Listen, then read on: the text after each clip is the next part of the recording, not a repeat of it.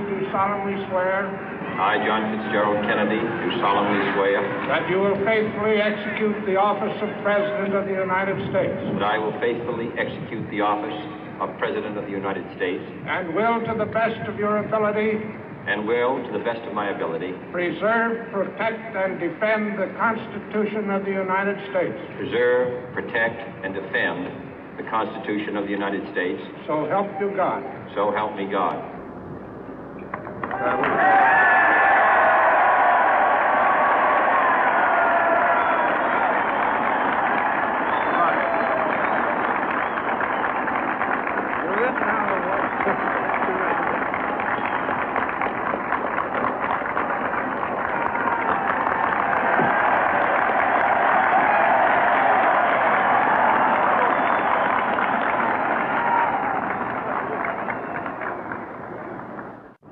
Vice President Johnson, Mr. Speaker, Mr. Chief Justice, President Eisenhower, Vice President Nixon, President Truman, Reverend clergy, fellow citizens.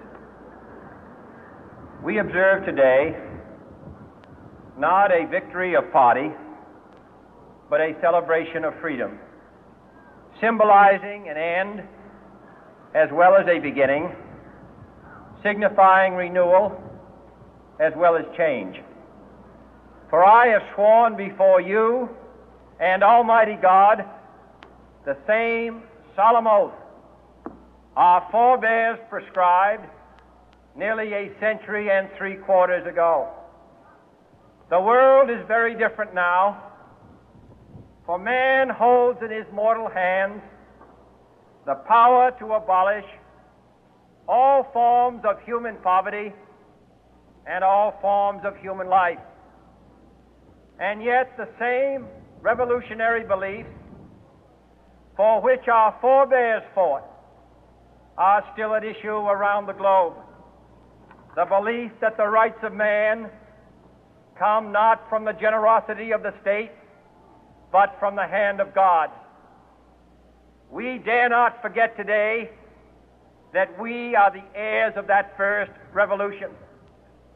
Let the word go forth from this time and place to friend and foe alike that the torch has been passed to a new generation of Americans born in this century, tempered by war, disciplined by a hard and bitter peace, proud of our ancient heritage, and unwilling to witness or permit the slow undoing of those human rights to which this nation has always been committed and to which we are committed today at home and around the world.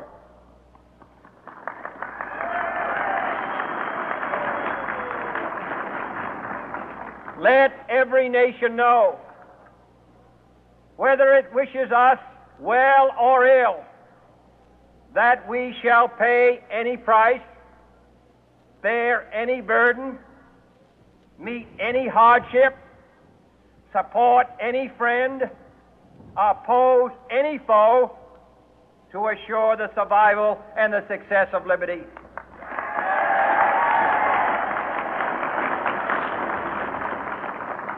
This much we pledge and more. To those old allies whose cultural and spiritual origins we share, we pledge the loyalty of faithful friends. United, there is little we cannot do in a host of cooperative ventures. Divided, there is little we can do, for we dare not meet a powerful challenge at odds and split asunder. To those new states whom we welcome to the ranks of the free, we pledge our word that one form of colonial control shall not have passed away merely to be replaced by a far more iron tyranny. We shall not always expect to find them supporting our view, but we shall always hope to find them strongly supporting their own freedom, and to remember that in the past, those who foolishly sought power by riding the back of the tiger ended up inside.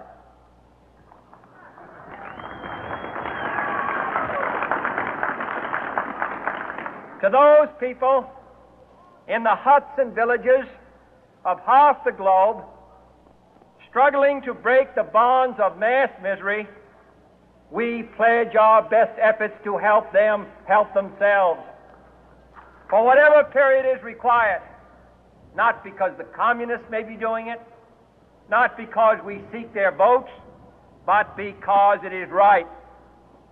If a free society cannot help the many who are poor, it cannot save the few who are rich.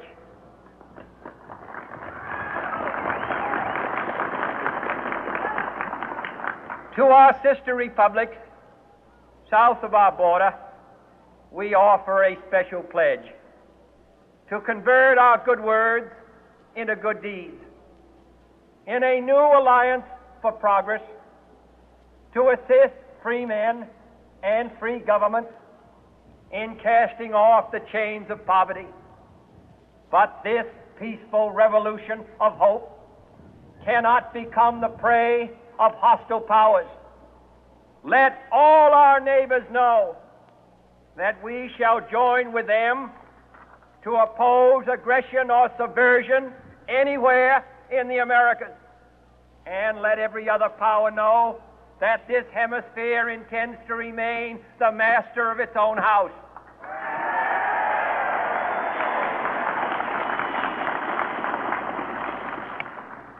To that World Assembly of Sovereign States, the United Nations, our last best hope, in an age where the instruments of war have far outpaced the instruments of peace, we renew our pledge of support to prevent it from becoming merely a forum for invective, to strengthen its shield of the new and the weak, and to enlarge the area in which its writ may run.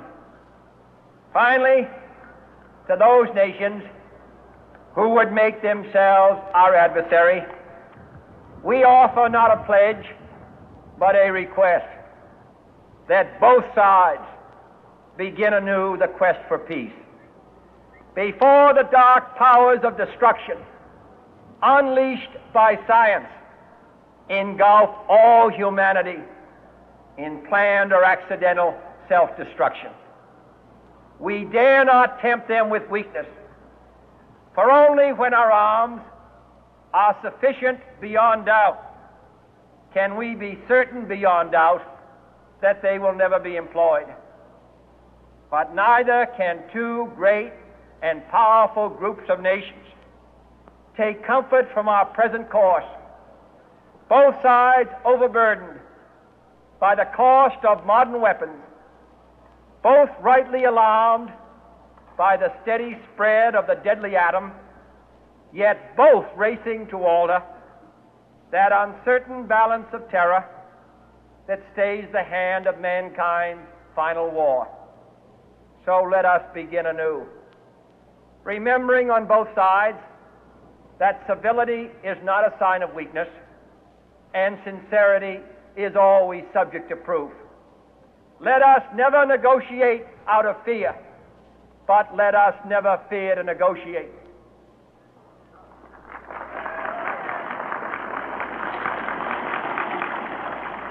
Let both sides explore what problems unite us, instead of belaboring those problems which divide us.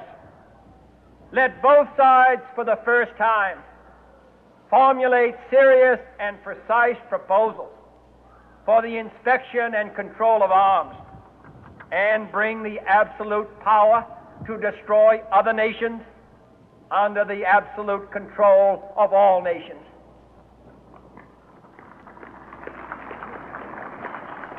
Let both sides seek to invoke the wonders of science instead of its terrors. Together, let us explore the stars, conquer the deserts, eradicate disease, tap the ocean depth, and encourage the arts and commerce. Let both sides unite to heed in all corners of the earth the command of Isaiah to undo the heavy burden and let the oppressed go free. And if a beachhead of cooperation may push back the jungle of suspicion, let both sides join in creating a new endeavor, not a new balance of power, but a new world of law, where the strong are just and the weak secure and the peace preserved. All this will not be finished in the first 100 days, nor will it be finished in the first 1,000 days, nor in the life of this administration, nor even perhaps in our lifetime on this planet. But let us begin.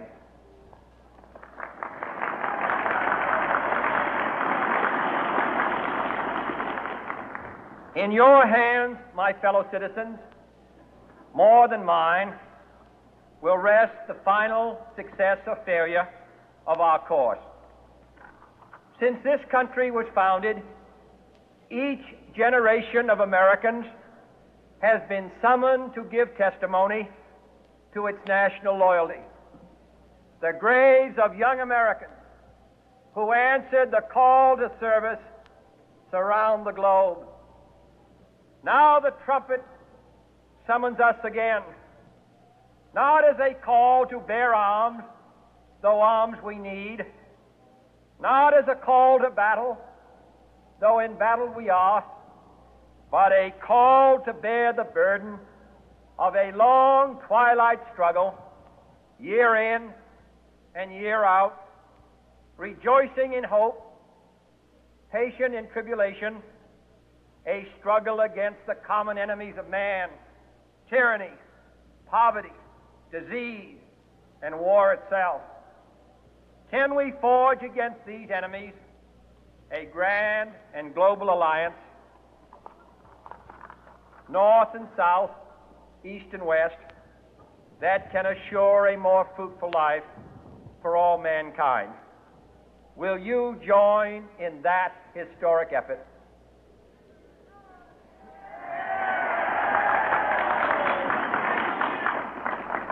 In the long history of the world, only a few generations have been granted the role of defending freedom in its hour of maximum danger. I do not shrink from this responsibility. I welcome it.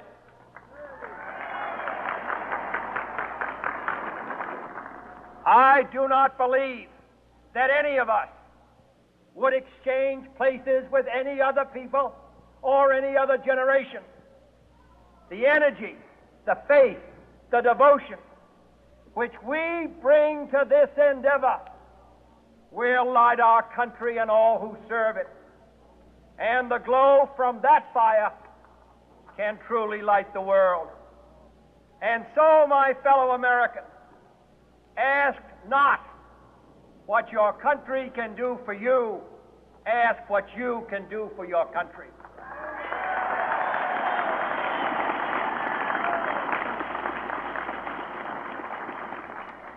My fellow citizens of the world, ask not what America will do for you, but what together we can do for the freedom of man.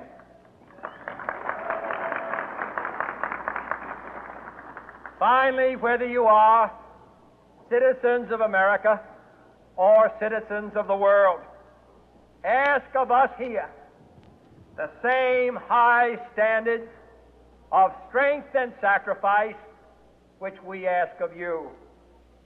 With a good conscience, our only sure reward, with history the final judge of our deeds, let us go forth to lead the land we love, asking His blessing and His help, but knowing that here on earth God's work must truly be our own.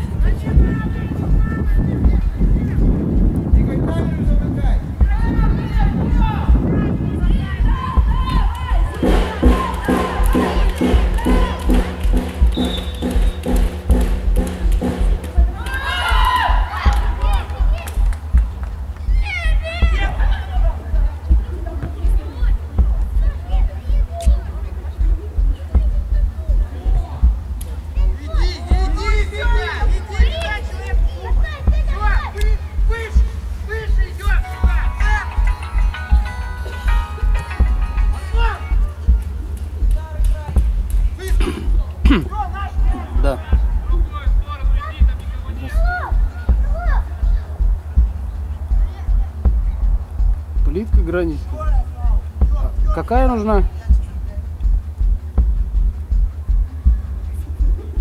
Есть. Какой размер? Да, есть. Мы находимся в Челябинске, улица Цвиллинга, 66. 66.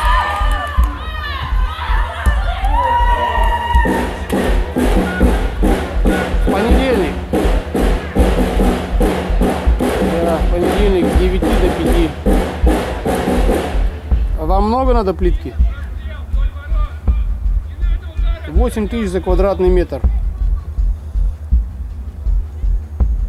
8 тысяч квадратный метр.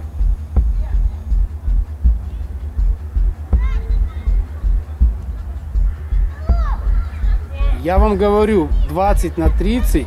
Ну, умножьте, у меня нету сейчас калькулятора. Возьмите, умножьте 0,2, умножьте на 0,3 и умножьте на 8 тысяч. Будет стоить, сколько одна плитка стоит.